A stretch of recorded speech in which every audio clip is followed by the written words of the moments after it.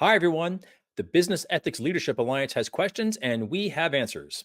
I'm your host, Bill Coffin. Welcome to another BELA Asks episode of the Ethicast.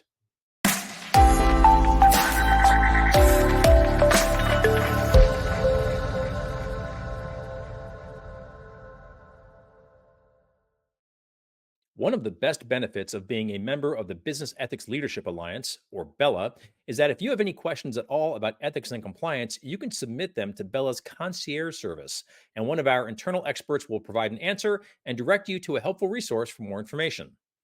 Many of these requests speak to broad challenges facing BELA members and, by extension, the wider ethics and compliance profession.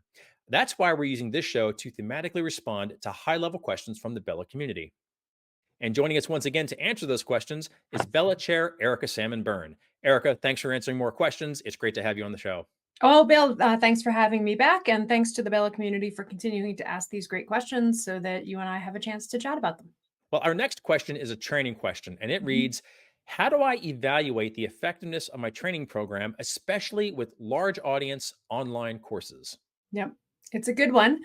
And it is one of those perennial categories of questions that we get, Bill, around training effectiveness, training evaluation, all of these pieces. And fundamentally speaking, I think a lot of it comes back to just a certain sense of disquiet that so many of us have with large audience online training formats because it is far too easy with too many of those things to be over here clicking with one hand and on your phone on the other, right? They lend themselves so well to a multitasking environment. So, the first thing I would say is really think about the length of the course you're asking people to go through and the engagement level that that material is going to provide to your audience. How tailored can you make it? You know, are there elements of the training where your learning management system allows you to let people skip around and go to the parts that interest them the most, for example? Can you test out of certain sections of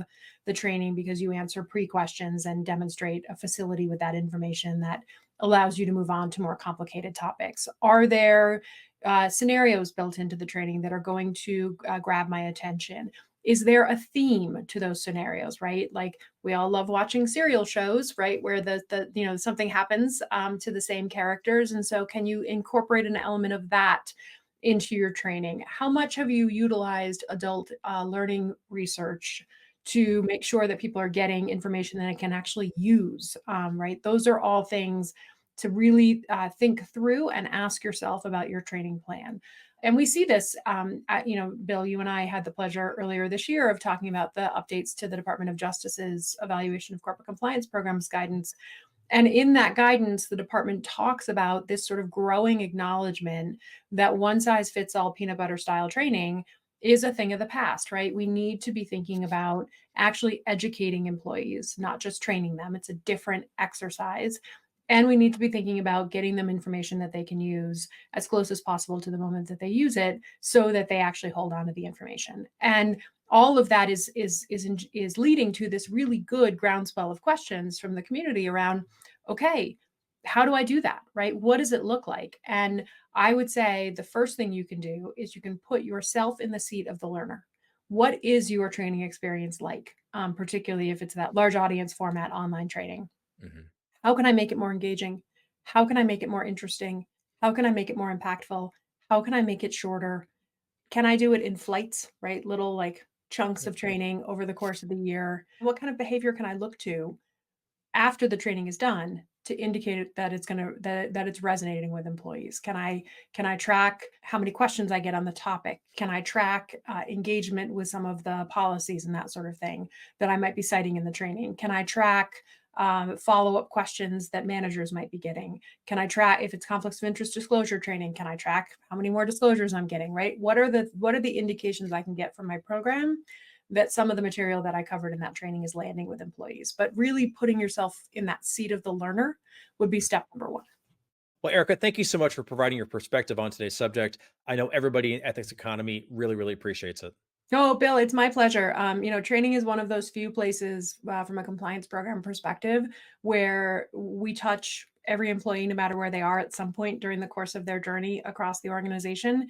And that really isn't the case for things like investigations or disclosures or things along those lines. Training is the place where we have this opportunity to create this relationship with our employee base and doing everything we can to make sure that they understand that we get what they do and that shows up in the learning we're asking them to take.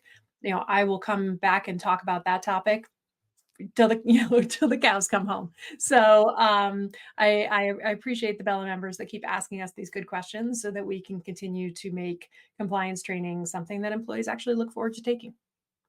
To learn more about BELA, please visit ethisphere.com/BELA to request guest access to the Member Resource Hub and to speak with the BELA Engagement Director. And if you have a question that you would like answered on BELA Asks, be sure to use the BELA Concierge service and we'll get to your question just as soon as we can. I'm Bill Coffin, and this has been a special BELA Asks episode of the Ethicast. For more episodes, please visit the Ethisphere YouTube channel at youtube.com/ethisphere.